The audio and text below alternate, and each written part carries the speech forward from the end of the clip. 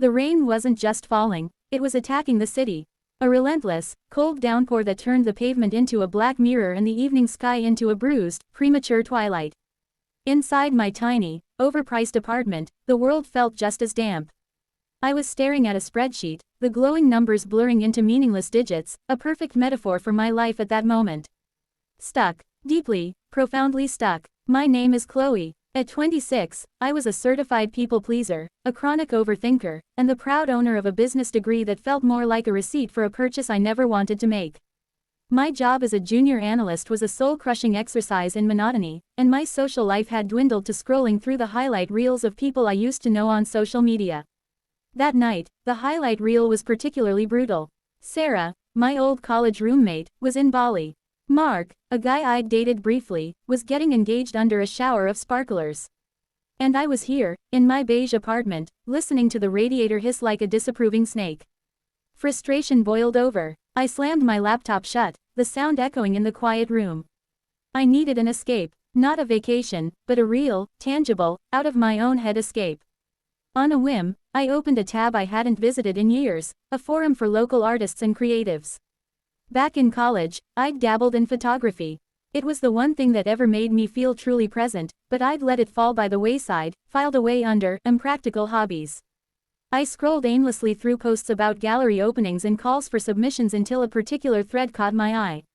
It was titled, The Unseen City, a collaborative project. The poster, someone named Leo, was looking for a photographer to help him document the forgotten moments and hidden geometries of urban life. He wasn't a professional, he clarified, just someone with an idea and a passion for the city's secret stories. His writing was earnest, almost poetic. It felt genuine, a stark contrast to the corporate jargon I swam in all day. Before my brain could conjure up a dozen reasons why this was a terrible idea, he could be a serial killer, I was out of practice, my camera was probably dusty, I typed out a reply. I attached a few of my old, best photos, a nervous flutter in my stomach. What are you doing, Chloe? My inner critic hissed. I hit send before I could answer. The reply came faster than I expected. Less than an hour later, a notification popped up. It was from Leo. He loved my work, he said. He was particularly taken with a photo I'd taken of an old, weathered hand resting on a stack of books. He asked if I was free to meet the next evening to talk about the project. He suggested a small, quirky coffee shop called The Grind House, in a part of the city I rarely visited. The panic was immediate and potent. Meet a stranger. From the internet, my mind raced through every cautionary tale I'd ever heard. But beneath the fear was a stubborn, rebellious spark. This was the escape I'd been craving. I took a deep breath and typed back, sure. 7 p.m. works. I'll be the one with the camera. The next 24 hours were a blur of anxiety and second-guessing. I told my best friend, Emily, where I was going and made her promise to call the police if I didn't text her by 8 p.m. I dug out my old Canon DSLR, relieved to find it still worked after a quick charge. As I got ready to leave, I stared at my reflection in the mirror. I looked like me, but I felt like an imposter playing the part of a bold, adventurous artist. The Grind House was exactly as described, cozy, dimly lit, and smelling richly of roasted coffee and old paper. It was filled with mismatched armchairs and the low hum of conversation. My eyes scanned the room and landed on a man sitting alone in a corner booth. He was younger than I'd imagined, maybe in his late 20s, with messy brown hair and a pair of thick-framed glasses. He was scribbling furiously in a moleskin notebook, a half-empty mug of coffee at his elbow. He looked intense, but not in a scary way. More like, focused. I walked over, my heart hammering against my ribs. Leo. He looked up, and his face broke into a warm, easy smile that completely transformed it. Chloe. Hey, you made it. He gestured to the seat across from him. Please, sit. Can I get you a coffee? We spent the next 2 hours talking. And it wasn't awkward or stilted. It was exhilarating. Leo wasn't just an idea guy. He was an architect by trade, and he saw the city as a living, breathing organism. He talked about the rhythm of its sidewalks, the poetry in its fire escapes, the stories whispered by its cracked concrete and faded murals. His passion was infectious. He saw art in the places I usually hurried past. So, the project, he said, leaning forward, his eyes alight. I want to capture the city when it's not trying to be seen. Not the shiny, tourist brochure version, but the real, raw, in-between moments. The way light filters through a construction scaffold at dawn. The reflection of a neon sign in a puddle after the rain. A single, forgotten glove on a park bench. It sounds beautiful, I said, and I meant it. For the first time in months, I felt a genuine flicker of excitement. We could start this weekend, he suggested. There's an old industrial district down by the river. It's scheduled for demolition next month. It's a ghost town, but it's full of character. What do you think? The old Chloe, the one who lived in spreadsheets and safety, would have said no. She would have invented a prior commitment, a sudden illness, anything to avoid the uncertainty. But the new Chloe, the one who had dared to reply to an internet stranger, took a slow sip of her coffee and said, I'm in. Saturday morning arrived, crisp and clear. We met at a pre-arranged spot near the river. The industrial district was exactly as he described it, a graveyard of brick and steel. Weathered factories with shattered windows stood like silent sentinels. Weeds pushed triumphantly through the cracked asphalt. It was desolate, but in the soft morning light, it was also profoundly beautiful. For the first hour, we worked in a comfortable silence, broken only by the click of my shutter and the scuff of our shoes on gravel. Leo would point out a composition, the perfect symmetry of a row of rusted smokestacks, the way a strand of ivy had claimed a crumbling wall, and I would try to capture it. It was a collaboration, a silent dialogue. I was starting to relax, to lose myself in the process. That's when we saw it.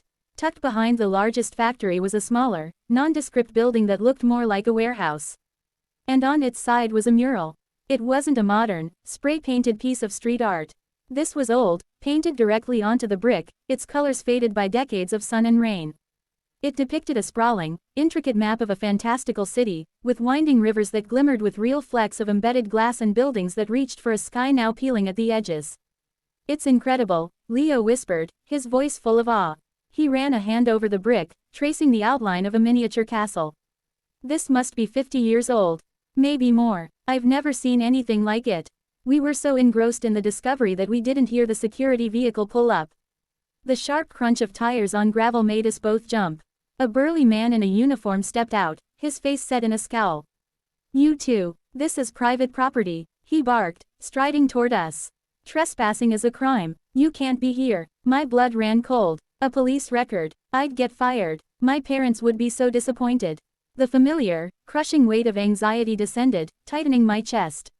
Oh my God, Leo, I stammered, my voice barely a whisper. We're in so much trouble. I expected Leo to be panicked too. But when I looked at him, his expression was calm. Resolute. He gave me a look, a quick, almost imperceptible shake of his head.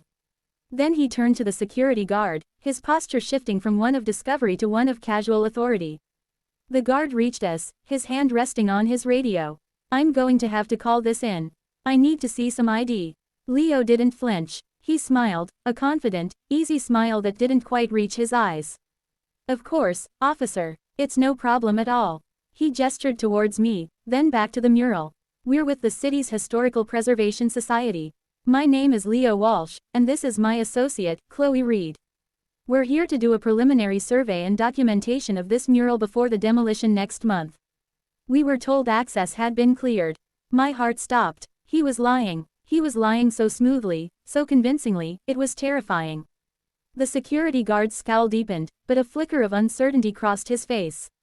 Preservation Society, he grumbled. I didn't get any memo about that. I need to verify this.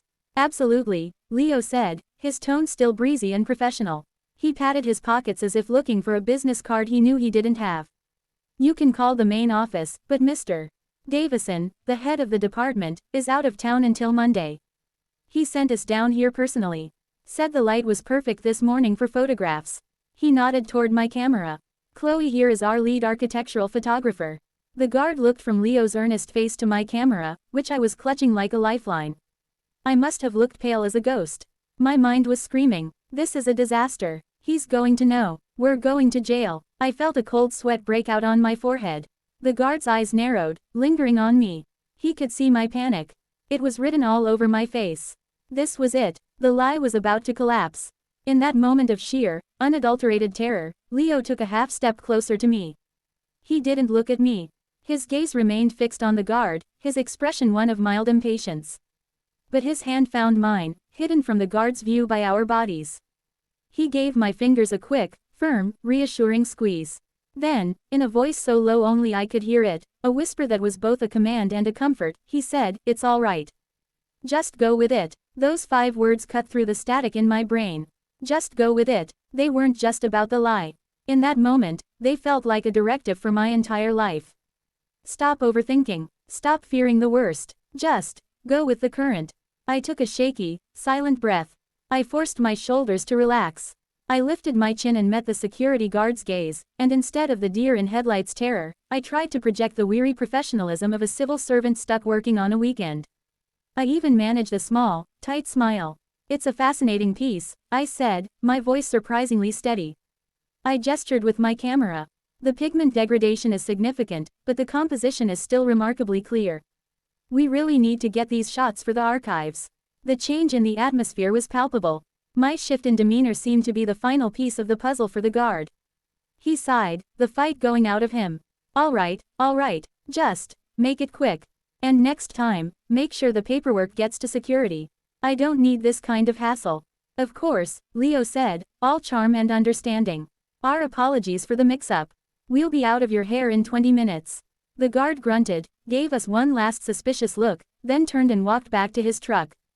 He sat there for a moment, engine idling, before finally pulling away and disappearing around the corner of a building.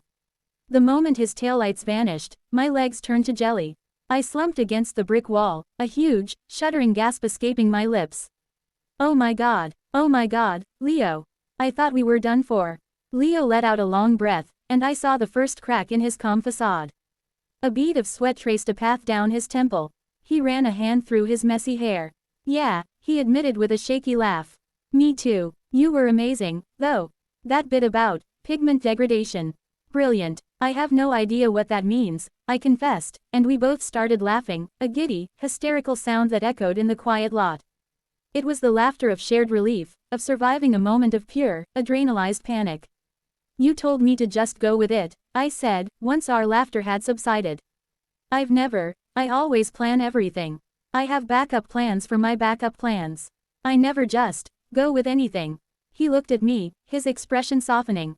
"Sometimes, the plan falls apart. Sometimes, you have to make it up as you go along. It's scarier, but," he glanced back at the magnificent, forgotten mural. "It makes for a better story, doesn't it?" We did spend another 20 minutes photographing the mural, the encounter having infused the place with a new, electric significance. Every click of my shutter felt like a tiny act of defiance. We had saved the moment. We had preserved this piece of hidden beauty, not just from demolition, but from being lost in a bureaucratic incident report. The rest of the day was a blur of creative energy. We explored the rest of the district with a renewed sense of purpose, finding beauty in the decay and stories in the silence. By the time we packed up, the sun was dipping low, painting the sky in hues of orange and purple. We ended up back at the Grind House, our unofficial headquarters, with our laptops open, reviewing the shots. The images were stunning. They were more than just pictures of old buildings, they were a testament to a day of risk, of trust, of creating something out of nothing. "This is going to be an incredible project, Chloe," Leo said, his eyes shining as he looked at a photo I'd taken of the mural, the late afternoon light catching the embedded glass and making it look like the rivers were actually flowing. And as I looked at the screen, at the art we had made together, and then at Leo, I realized something fundamental had shifted inside me. The stuck feeling was gone.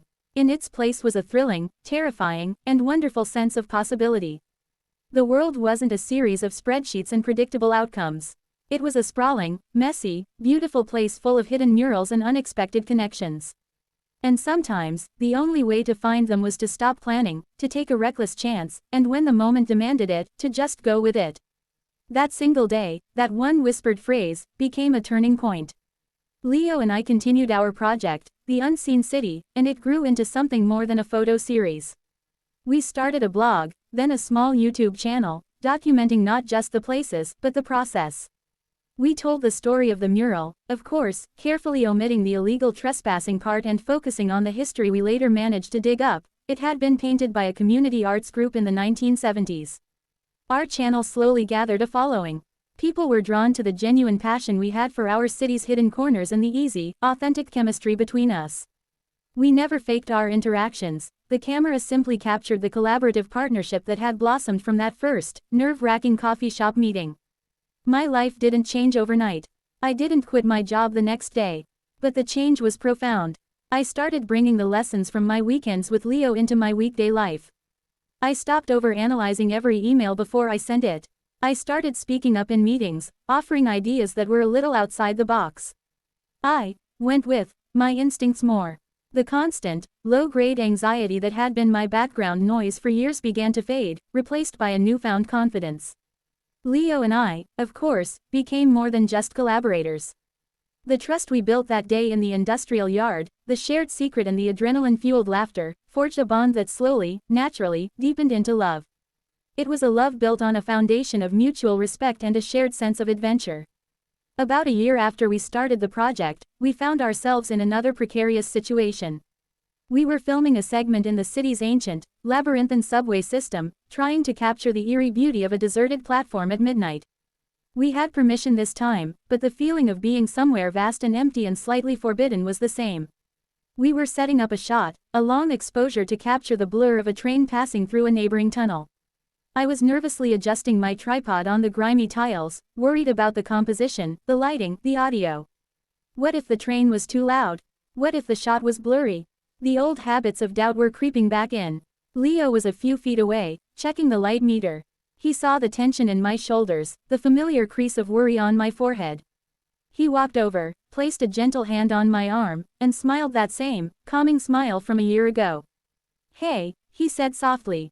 "It's all right." He leaned in, his voice a warm whisper in the cool, damp air of the tunnel. "Just go with it." I looked at him, at the man who had taught me how to be brave, and I felt the tension melt away. I smiled back, a real, easy, unforced smile. I nodded. He was right. It was always going to be all right. We clicked the shutter, and we captured the perfect, streaking light of the train, a ghostly ribbon in the darkness. It became one of our most popular videos. The phrase became our mantra, not just for our creative pursuits, but for our life together.